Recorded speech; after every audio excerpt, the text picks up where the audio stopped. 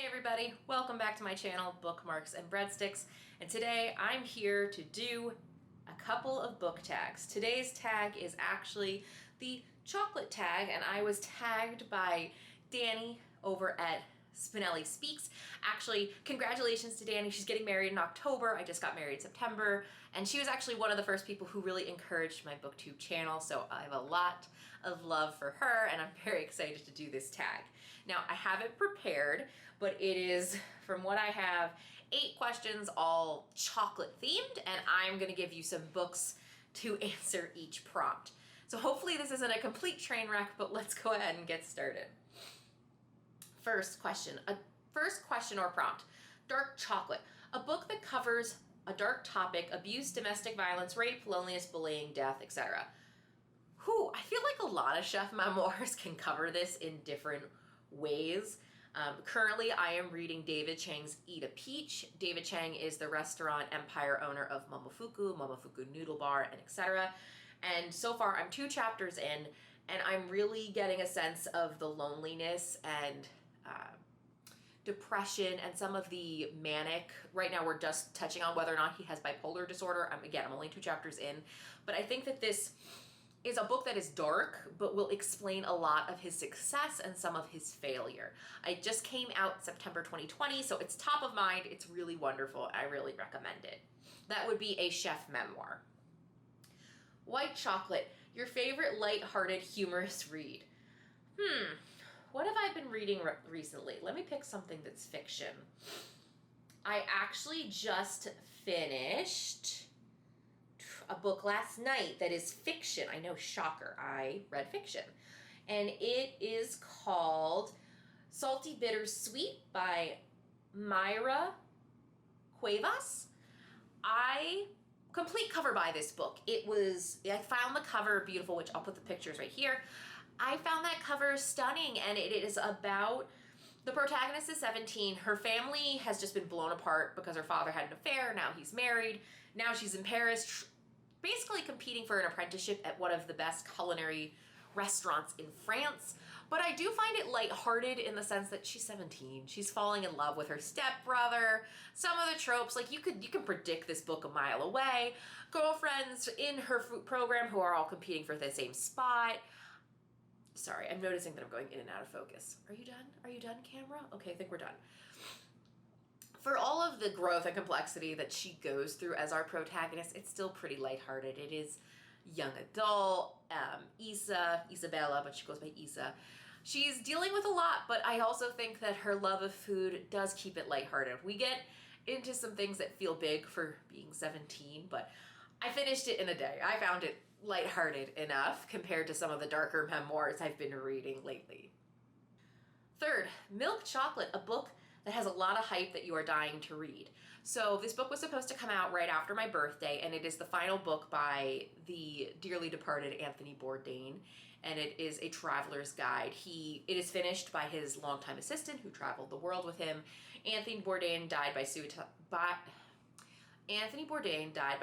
a couple of years ago. This is pretty much the last book that Anthony Bourdain himself had touched. Like, CNN has put remembrance books around Anthony. There have been final interviews with compilations of interviews with Anthony Bourdain in them, but this is the last thing that's really going to be from him, and I'm so excited. But I'm so devastated that the book's been moved till April, which I know is because of COVID. I understand that. I just am really excited to have the book, and it's hyped. Everyone's waiting for it. 4, chocolate with a caramel center. Name a book that made you feel all gooey in the middle while you were reading it. This has to go to a not food book. This would go to Darius the Great is Not Okay. This book is about Darius, who is a poor guy going through high school, just trying to figure out who he is. And then he's shipped to Iran with his family when he finds out that his grandfather is ill. And he spends, it's not the summer. Is it the whole summer? He spends a great deal of time there. And there's a lot of self-discovery in it. And it's not ooey gooey in a cheesy way, but I wanted to be Darius because I am Persian American. My father is from Iran. I have always wanted to go. I can't because of passport problems and the U.S. relationship with Iran, blah, blah, blah. but it was the closest I think I'll ever get, unfortunately, to being there, and it touches a part of myself I can't properly articulate. But I love that book.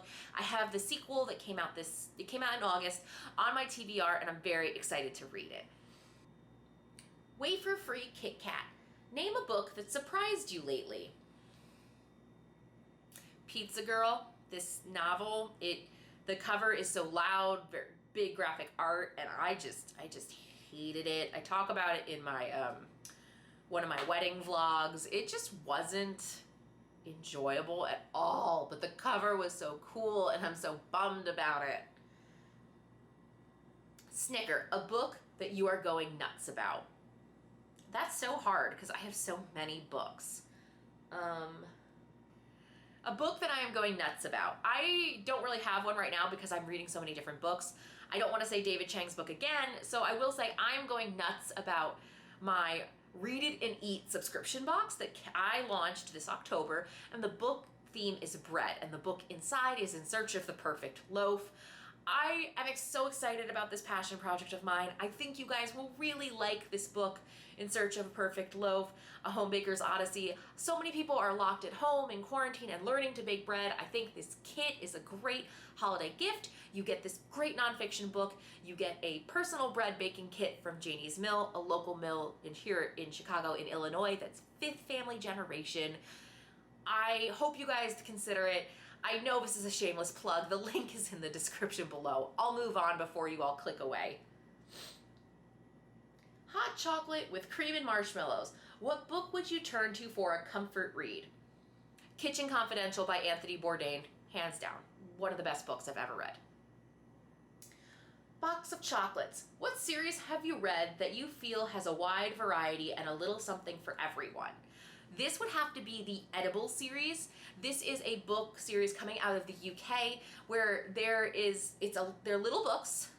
They're about 200 pages each, all hardcover, and it's the history of a specific food. Anything from beef to corn to cakes to donuts. I think if you want to learn something about food and you want an approachable book, especially one you could share with a child, maybe someone even in high school, look at the Edible series. I think they're great. I love them. They have pictures. They're not picture books, but they're also not huge memoirs. They're cute, they're compact, they're full of real food history and research and information, but they're really fun, and I really recommend them. The final unofficial question is to tag someone. I'm gonna tag Catherine over at her channel, and I will link it below in the description. And this was a super fun tag. Thank you, Danny, so much for tagging it and tagging me in it. I hope I brought you guys some really interesting options.